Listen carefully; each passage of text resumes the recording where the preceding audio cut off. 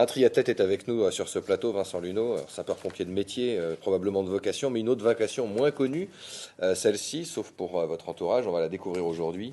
Vous avez affronté avec d'autres champions une très belle course dont c'était la première édition. Alors quelques chiffres. Ça s'appelle l'Evergreen 228, un triathlon XXL.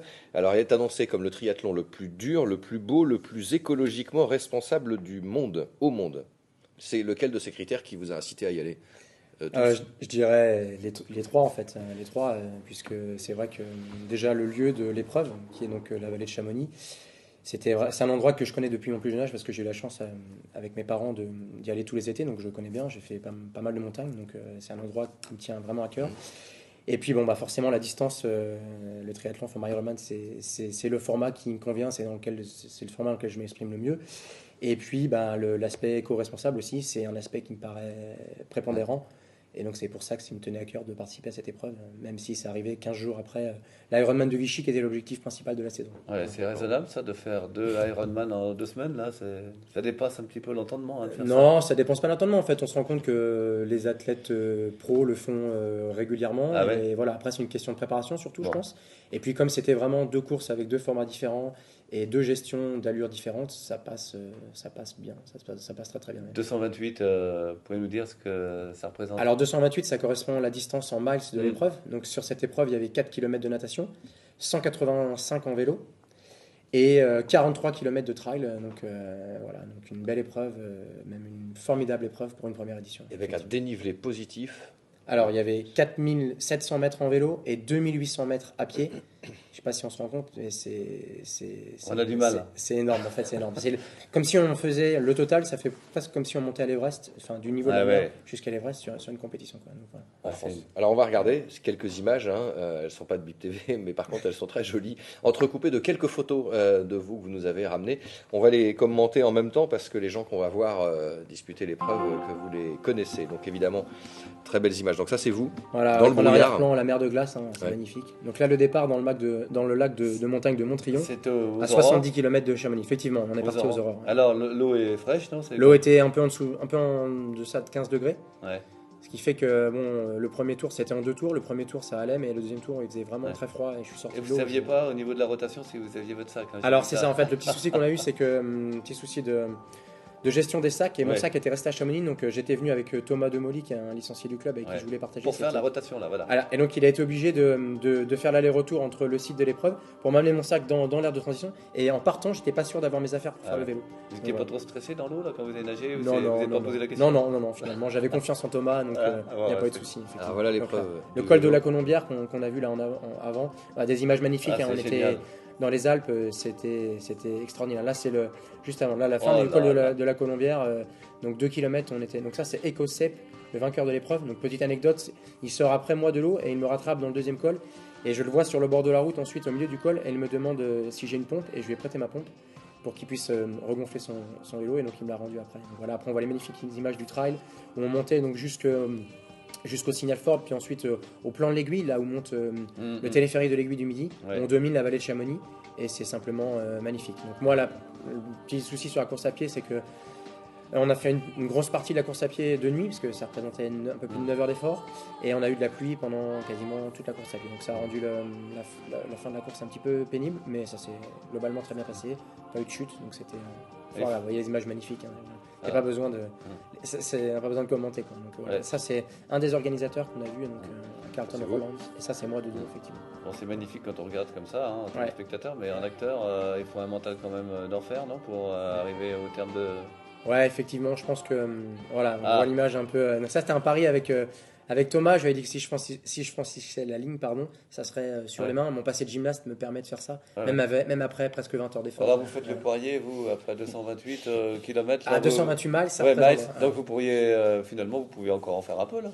Ouais, effectivement. Ah, parce que, On m'a dit que je pouvais aller plus vite. Non, mais effectivement, Ah, c'est une épreuve où on est vraiment dans la gestion, quoi. On Ouais. ne peut pas se permettre de. Si certains l'ont fait, moi, m'ont doublé en vélo, mais je les ai retrouvés après sur le parcours, ils ont abandonné, quoi. Donc, il faut savoir qu'on était peu de partants, on était une soixantaine de partants entre les deux courses, parce qu'il y avait un format plus courte distance, qui était la moitié, et le format long. Et il y a à peu près presque la moitié des partants sur le long qui ont abandonné, quoi. Donc pareil, il y avait des femmes au départ, aucune femme n'a bouclé l'épreuve. Ouais. Et donc on avait un délai total de 24 heures pour réaliser l'épreuve et le dernier termine en 23h59. C'est-à-dire qu'il est parti au lever du jour, il est arrivé au lever du jour. Voilà, donc c'est effectivement au-delà de l'aspect physique où on a besoin de certaines qualités physiques, c'est surtout je pense l'aspect mental qui prédomine. Donc, Et donc dans le top 10, ça... ouais, voilà. Après, le classement, voilà, c'est bien de faire ce que j'ai fait. Maintenant, l'objectif, c'était de finir. Voilà, surtout que j'avais pas de référence sur ce type d'épreuve de format extrême, quoi. Effectivement, j'ai fait plusieurs Ironman parce que c'était mon 6e Ironman, mais j'avais pas d'expérience sur ce type de format comme le vainqueur qui a fait 3e cette année sur le Selkman et 18e sur le Northman, qui font partie des catégories Extreme Man, donc des triathlons les plus durs au monde. Voilà. À l'entraînement, la charge pour préparer cet exploit? Alors l'objectif pour moi c'était Vichy cette année, l'Ironman de Vichy où je voulais faire une bonne performance. Malheureusement ça s'est pas bien passé, donc la préparation était plutôt axée sur Vichy, donc avec un parcours qui était beaucoup plus plat que ça, mais ça représente des semaines à 30 heures, quelques semaines à 30 heures d'entraînement, ouais, effectivement.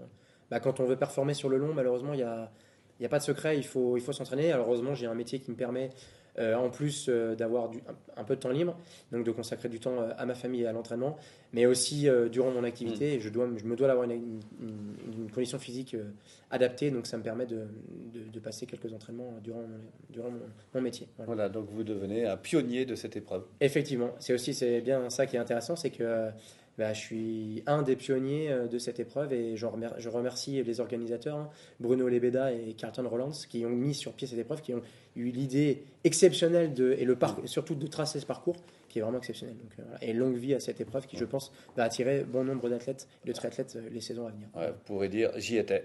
Effectivement. Et en plus, vous revenez avec un sapin de Noël. Alors, il sera pas décoré pour cette année hein, parce qu'il va pousser un petit peu. Alors effectivement, ce qui m'avait attiré aussi, c'est l'aspect éco-responsable de la discipline. Je ne sais pas si on le voit. On va le bien, monter un peu, voilà. Et effectivement, une des idées des organisateurs, c'était de réduire le coût carbone. Et voilà, une bonne idée et puis une belle façon de voir les choses, c'était de distribuer à chaque finisher un mélèze qu'il faut ramener chez soi, le planter et puis le faire grandir. Et voilà, voilà. Et puis voilà, il y a aussi donc la médaille de finisher, je ne sais pas si on peut bien la voir, qui est une médaille en bois qui a été fabriquée par le staff et des membres de l'organisation. Donc sérigraphié, donc ça c'est pareil. Ça peut paraître rien, mais les finishers, on attache beaucoup d'importance à ce genre de choses. Surtout moi, ça résonne parce que l'aspect éco-responsable, c'est quelque chose qui voilà, ça me touche. Donc, et donc voilà, je trouvais l'idée vachement intéressante. Donc, voilà.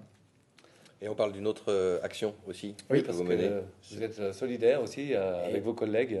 Effectivement, voilà, on a le fils d'un collègue qui souffre d'une maladie rare et relativement grave, assez handicapante.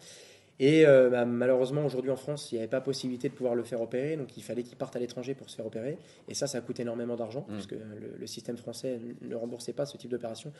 Donc, au sein de la caserne des sapeurs-pompiers de Châteauroux, on a monté une association qui maintenant résonne au niveau départemental pour venir en soutien de cette famille. Donc, c'est donc Gabi, donc le fils du collègue. Et donc, il y a l'organisation d'une porte ouverte le samedi 10, donc samedi prochain. D'accord. Au profit de l'association. Donc il y aura beaucoup d'animations pour découvrir le métier, avec une visite de la caserne, des manœuvres en démonstration, un mur d'escalade qui est monté pour que les enfants puissent s'amuser, un concert gratuit aussi organisé par un collègue qui appartient à un groupe qui s'appelle Pool de Luxe, donc un très bon groupe. Et puis voilà, donc moi j'invite le maximum de monde à participer à cette manifestation. Ça leur permettra de découvrir un petit peu où vont leur argent au niveau des impôts, parce qu'il ne faut pas oublier que les sapeurs-pompiers fonctionnent avec les impôts, et puis aussi de faire une bonne action en venant en soutien à notre collègue. Merci. Très bien. Merci beaucoup, Vincent, d'être Merci à vous. témoigné.